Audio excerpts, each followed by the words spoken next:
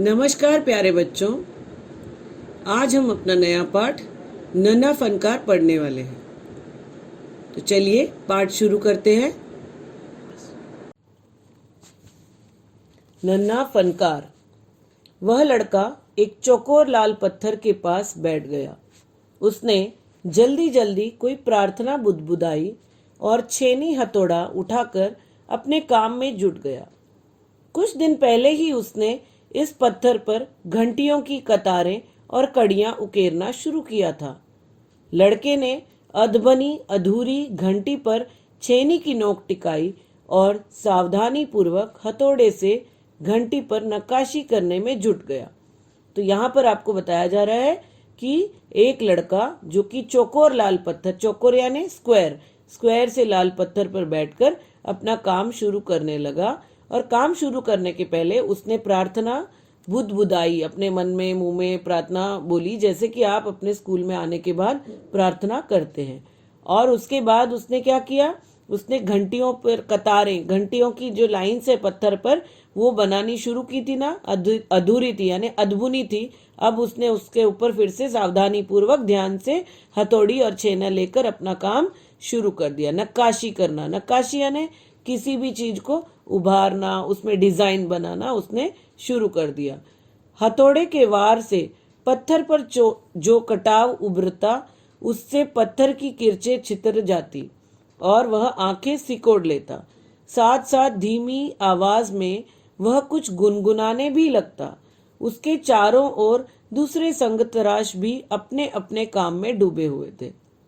अब जहां पर वह लड़का काम कर रहा था वहां पे और भी बहुत सारे लोग थे। संग तराश यानी कि पत्थर को तराश कर काम करने वाले लोग, जो पत्थर पर सुंदर सुंदर डिजाइन बनाते हैं, और ये सब मिलकर अपने अपने काम में बिजी थे। और उसने क्या किया, उसने अपनी आंखों को सिकुड़ा यानी थोड़ा सा छोटा किया। क्यों किया? क्योंकि जब वो पत्थर पर नक्काशी करने के लिए हथौड़े से थोड़ा सा वार करता था तो किरचे यानी पत्थर के जो बारीक बारीक टुकड़े होते हैं ना, फाइन टुकड़े, वो उसकी आंखों में जाने का डर था। इसलिए उसने अपनी आंखों को थोड़ा सा बंद कर लेता था जब वह यह काम करता था। केशव 10 साल का था और अभी अपना काम सीख ही रहा था। पिता के एक बार करके दिखा देने पर वह सीधी लकीरों वाले और घुमावदार डिजाइन उकेर सकता था। अब तक उसने नक्काशी का जो भी काम किया था उसमें से इन घंटियों को बनाना ही सबसे ज्यादा मुश्किल था। केशव जानता था कि एक दिन तो ऐसा जरूर आएगा जब वो बहुत बारीक जालियां, महीन नफीस बेल बूटे, कमल के फूल, लहराते हुए सांप और इटलाकर चलते हुए घोड़े, ये सब पत्थर पर उकेर पाएगा, ठीक उसी तरह जैसे उसके पिता बनाते हैं। तो यहाँ पर जो लड़का है उसने, केशव ने अपने पिता को अपना रोल मॉडल माना है। जैसे उसके पिताजी करते थे काम, सुंदर काम, बहुत सुंदर, नफीस यानी बहुत सुंदर, एकदम महीन यानी बारीक बारीक, जो जितने भी डिजाइन बनाना होता है पत्थर पर, वो सबसे मुश्किल काम है। तो केशव जानता था यदि वो रोज इसी तरह से मेहनत करेगा, धीरे धीरे अपना काम सीखेगा, तो एक दिन वो अपने पिताजी के जैसा बहुत अच्छा बन जाएगा। कई साल पहले जब वह पैदा भी नहीं हुआ था, उसके माता पिता गुजरात से आगरा आकर बस गए थे। बादशाह अकबर उस वक्त आगरे का किला बनवा रहे थे और केशव के पिता को यह काम मिल गया था। केशव का जन्म भी आगरे में ही हुआ था।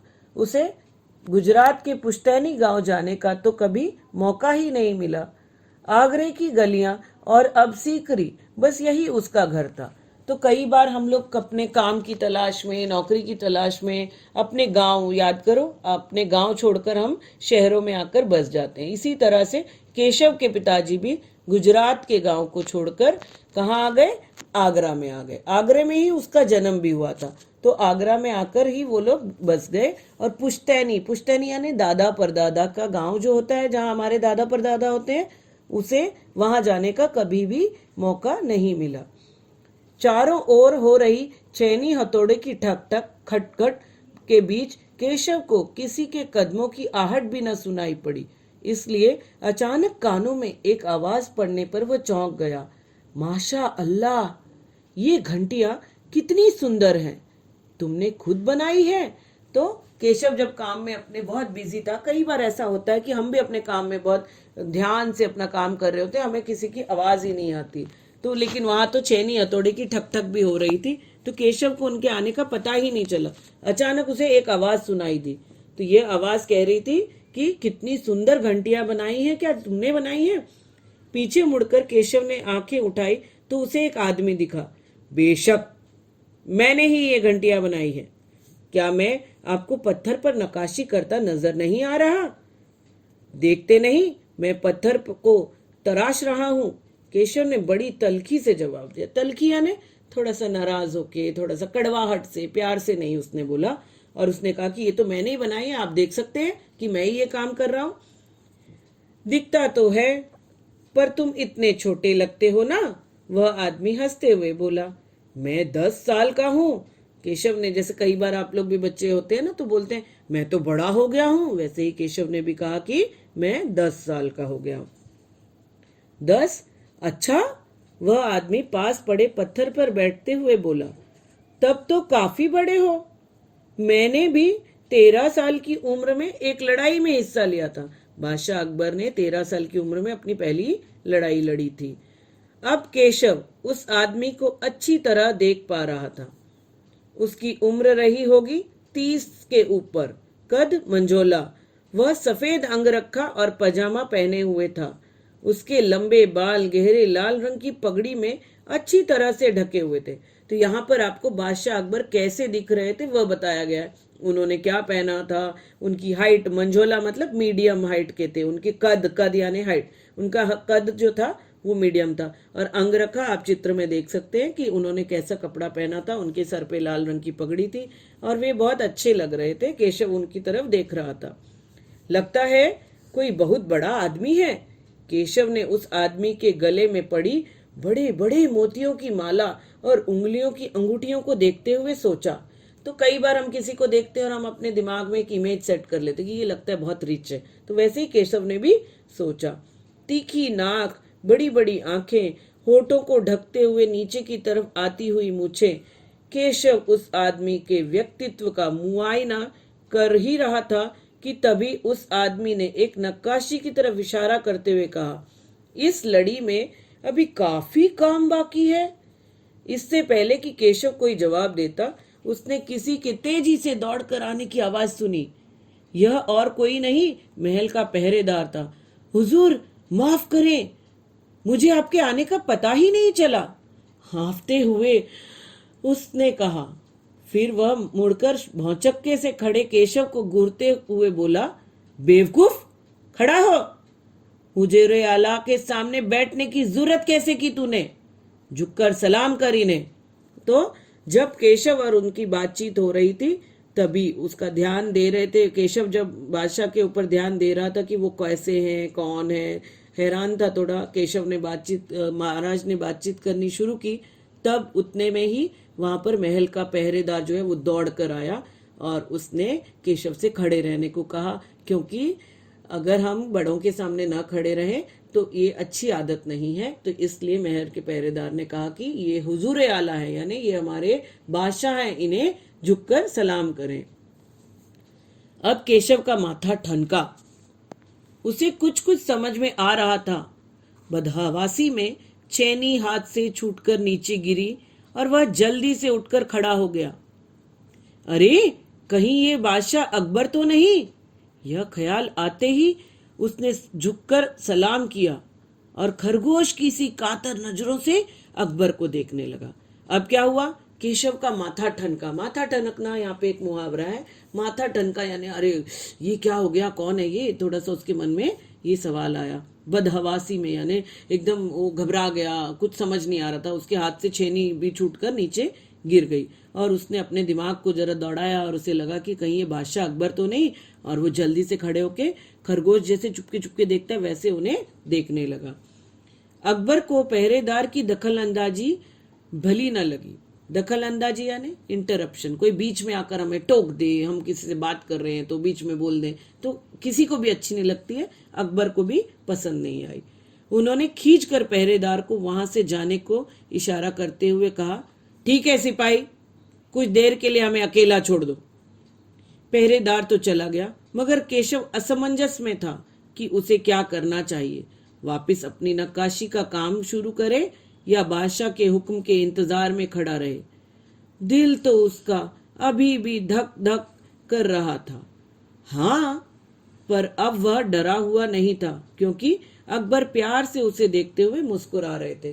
कभी कभी हम किसी को देखकर डर जाते हैं, तो यदि हमारे सामने वाले व्यक्ति हमें देखकर मुस्कुराए तो हमारी थोड़ा सा डर कम हो जाता है। ऐसे ही अकबर ने भी उसकी तरफ प्यार से मुस्कुराया, तो केशव अब थोड़ा सा शांत हो गया। केशव को अब डर नहीं लग रहा था।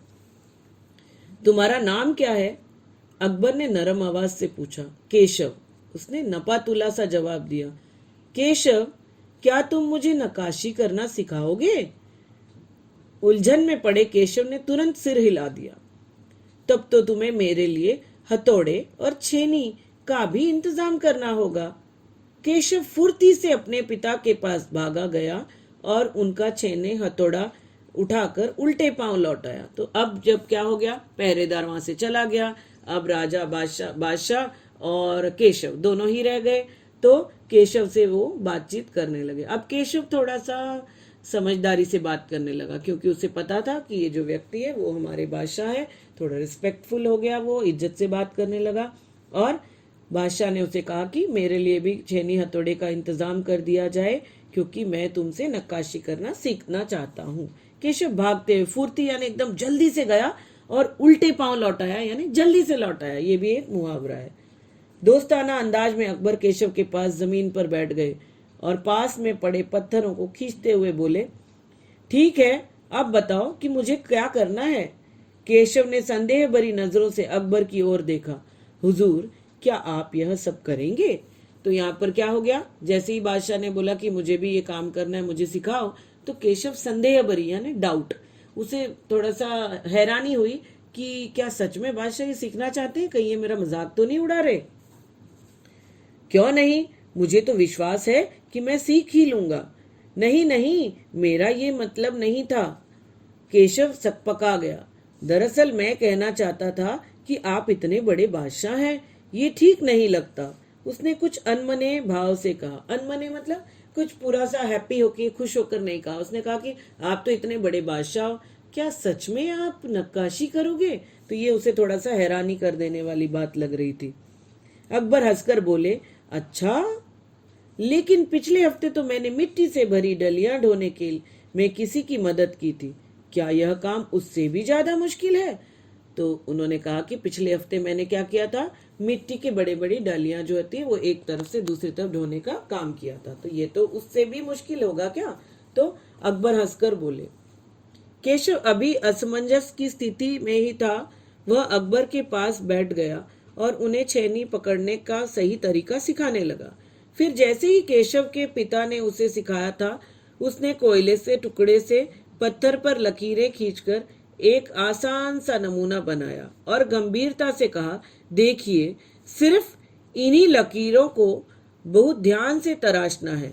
अकबर ने पत्थर पर छेनी रखी और जोर से हथौड़े से वार किया, जिससे कटाव ज्यादा गहरा हो गया। तो अब वो गंभीरता यानी एकदम शांत, सीरियसली वो उन्हें सिखाने लगा। और उसने ड्राइंग बनाई, चित्र बनाया, लाइनें बनाई और उसने कहा कि इसे कैसे कैसे करना है। तो अकबर ने जरा क्या किया, जोर से जरा घाव कर दिया। तो वो क्या हो गया, वो जो डिजाइन था वो थोड़ा गहरा हो गया।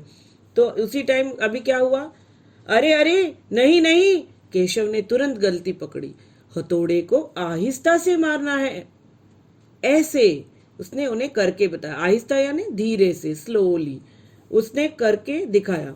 और हाँ, अपनी आंखें थोड़ी मीच कर रखें, वरना किरचे उड़कर आंखों में चली जाएगी। अकबर मुस्कुराए और उन्होंने क्या कहा, जी हजूर। किरचे यानी वही बारीक बारीक पत्थर जो टूट के उड़ता है, और आंखें मीच के रखना यानी आधी आंखें खुली रखना, आधी बंद रखना।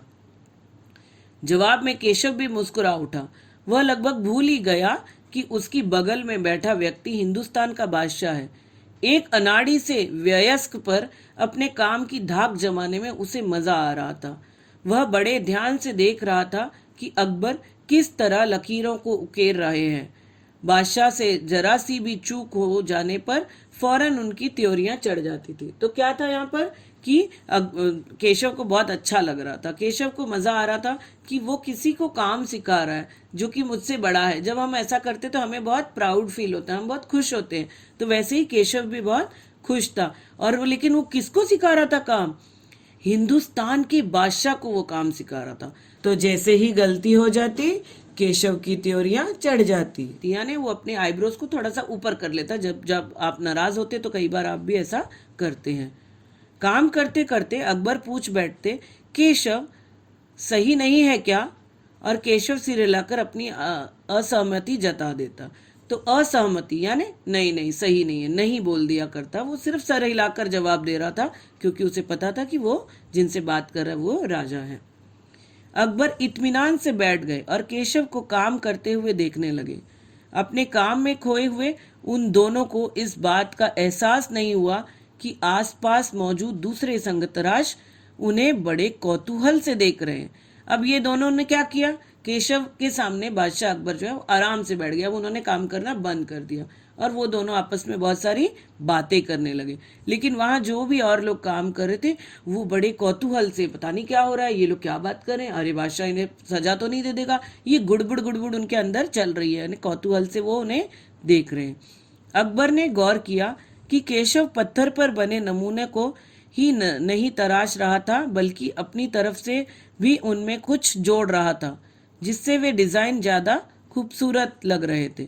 तो वो अपनी क्रिएटिविटी भी उसमें डाल रहा था, अपनी सोच से वो डिजाइन को और सुंदर बना रहा था, सिर्फ कॉपी नहीं कर रहा था। लड़के के काम करने के अंदाज को देखकर अकबर ने धीमे से कहा, केशव देखना, एक दिन तुम बड़े फनकार बनोगे। हो सकता है कि एक दिन तुम मेरे कारखाने में काम करो। तो बादशाह ने उसे अपने कारखाने में काम करने के बारे में बताया। कारखाना? कैसा कारखाना? केशव ने आगे से पूछा। बस एक बार ये महल तैयार हो जाए और लोग आगरा से आकर यहाँ रहने लगे, तब मैं कारखाना बनाऊंगा। इन कारखानों में मेरी सल्तनत के सबसे बढ़िया फनकार और शिल्पकार काम करेंगे। चित्र बनाने वाले कलाकार, गलीचों को बुनकर संगतराश, पत्थर को और लकड़ी पर नक्काशी करने वाले शिल्पकार सभी वहां काम करेंगे। केशव का चेहरा चमक उठा। वह मुस्कुराते हुए बोला, मैं वहां जरूर काम करना चाहूंगा। अकबर उठकर खड़े हुए। जाते हुए बड़े प्यार से केशव का कंधा थपथपाया और कहा, अच्छा बेटा, अपना काम जारी रखो। हुजूर, क्या आप दोबारा आएंगे? केशव ने बड़ी उत्सुकता से पूछा। मैं जरूर आऊंगा केशव। फिर तो पूरे दिन संगतराशों के बीच केशव की धूम मची रही। वह बार बार बादशाह से हुई अपनी मुलाकात सबको सुनाता। धूम मची रही, यानी बहुत एक्साइटमेंट रही। सब तरफ बड़ी लोग एकदम आने लगे केशव से मिलने, और वो बार बार केशव से पूछते थे और केशव बार बार खुशी से सबको बताता था कि उसने आज बादशाह के साथ काम किया। रात हो चली थी। केशव बहुत थका हुआ था, पर आंखों में नींद कहाँ। वह धीरे से अपने पिता के बिस्तर में घुस गया। पिता ने मुस्कुराकर कहा, तुम तो अभी से इतने प्रसिद्ध हो गए। बादशाह सलामत ने कहा है, एक दिन मैं बहुत बड़ा कलाकार बनूंगा। अपने सिर को पिता की बाहों में के सहारे टिकाकर केशव धीरे से बोला, हमारे बादशाह बहुत ही नेक इंसान है। बिल्कुल सही, पिता ने कहा। कुछ सोचकर केशव ने पूछा, बाबा एक बात बताओ, बादशाह के पास आगरा में एक से बढ़कर एक खूबसूरत महल है, फिर वे सीकरी में यह शहर क्यों बनवा रहे हैं? सीकरी जो है वो आगरा में एक जगह है, तो सीकरी में वो ये शहर क्यों बनवा रहे हैं? उन्होंने सवाल किया। पिता ने कुछ याद करते हुए बताया, शुरू किया, हाँ बेटा, बादशाह का आगरा बहुत सुंदर शहर है, पर सीकरी में नया शहर बनवाने का भी एक खास कारण है। मैंने सुना है कि जब बादशाह अकबर की कोई संतान नहीं थी, इस वजह से वे हर वक्त परेशान रहते थे। वे बहुत से साधु संतों और फकीरों के पास गए। भटकते भटकते बादशाह ख्वाजा सलीम चिश्ती के पास सीकरी आए। उन्होंने ही बादशाह को बताया कि उनके यहाँ एक नहीं 3 संतानें होंगी। संतान यानी बच्चे। आप अपने माता पिता की संतान हैं। तो यहाँ पर आपको समझ में आ गया होगा। आगे बढ़ते हैं। शहजादा सलीम मुरादा और दनियाल। केशव ने चहकते हुए कहा, बिल्कुल सही। तब बादशाह ने ख्वाजा सलीम चिश्ती के सम्मान में सीकरी में नगर बसाने का फैसला किया। सम्मान में ख्वाजा सलीम चिश्ती, जिनसे कि वो मिले थे और उन्होंने बताया था कि उनके यहाँ 3-3 संतानें होंगी, तो उनके सम्मान में, उनकी रिस्पेक्ट में उन्होंने यहाँ पर एक नया नगर बसाने का फैसला किया। केशव ने कहा, अच्छा अब समझा, इसलिए बादशाह अकबर ने अपने बेटे का नाम सलीम रखा है। हाँ, और इसी कारण हम यहाँ एक नए शहर के लिए पत्थरों को तराश रहे हैं।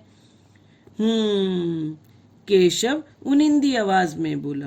पिताजी ने देखा कि उनका लाडला बेटा सो गया है।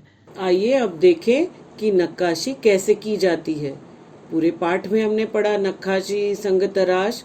तो देखिए, इस वीडियो में आपको नक्काशी करता हुआ एक व्यक्ति दिख रहा है। उस व्यक्ति को संगतराश कहते हैं और यहाँ पर यह व्यक्ति छेनी हथौड़ी की मदद से पत्थरों को काट रहा है। देखिए, उसके हाथ में छेनी है, हथौड़ा है और उसे ठोक ठोक के वो वहाँ पर से डिजाइन बना रहे हैं। देखो कितना सुंदर डिजाइन बनाया, जैसा केशव बनाना चाहता था। और अब यह है सलीम चिश्ती के जो महल उन्होंने बनाया था।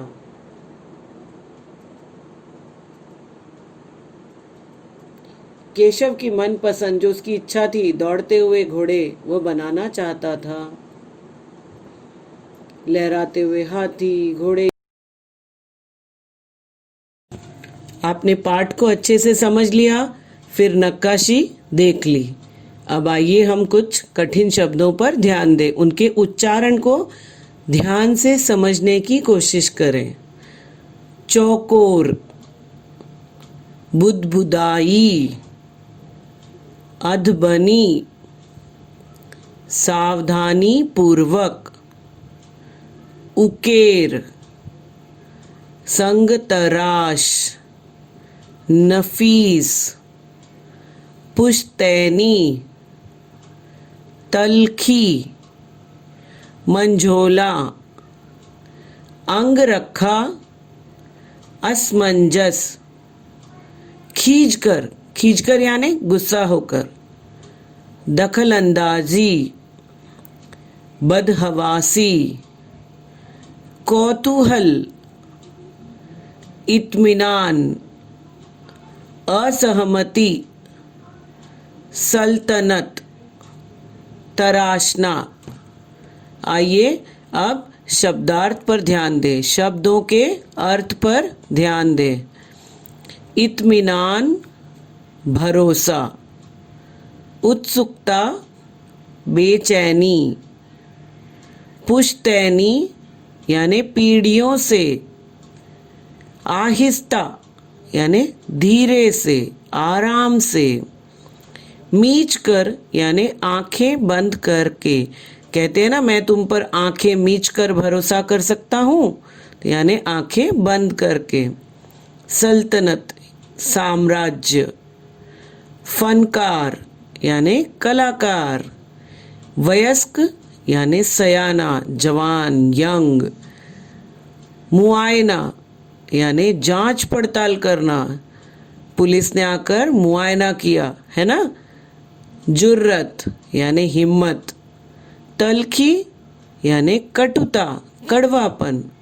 बदहवासी यानी घबराहट। नफीस यानी शानदार, एकदम सुंदर। अनमने, बिना मन के, अनमने भाव से पढ़ने मत बैठो। महीन यानी बारीक, एकदम फाइन। असमंजस यानी दुविधा, कंफ्यूजन। तो इस प्रकार से आपने देखा एक छोटा बच्चा किस तरह से इतने अच्छे काम करता है, भाषा से मिलता है, और इस तरह से आप आज का पाठ आप अच्छे से समझ गए होंगे। अब थोड़ी देर बाद हम अगले वीडियो में इस पाठ के पीछे के अभ्यास के बारे में चर्चा करेंगे। धन्यवाद।